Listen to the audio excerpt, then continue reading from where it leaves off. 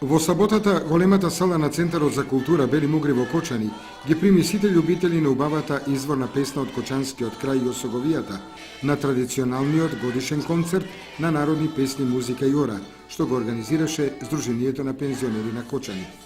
На сцената најпрви настапија членовите на хорот и оркестарот од Сдруженијето на пензионерите од Берово, кои изведоа староградски песни од Малешевијата. По нив свој настап има пензионерите од Кавадарци, кои преку неколкуте староградски песни ние доловија песната од Тиквешијата. Посебно доживување за публиката беше настапот на играорната група и оркестарот од Кочанското пензионерско здружение, како и солистичкиот настап на Стојка Манасиева.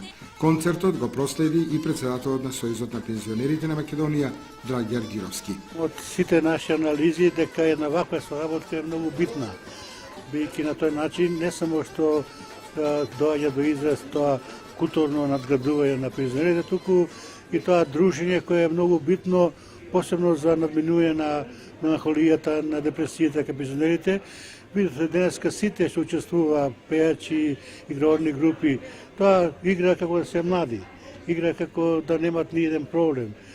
Се веселеа и остави еден навистина прекрасен впечаток. Годишниот концерт значи можност да се заокружи едногодишната работа на Сдруженијето на пензионери од Кочани, преку работата на фолклорниот ансамбл, кој годинава Република Македонија ја представуваше и на смотрата Трето доба, што се одржа на почетокот на октомври во Љубљана, Република Словенија. Настапот, ја мислам, на сите беше многу солиден. Сепак нашата екипа беше, мислам, меѓу позавидите, подобрата.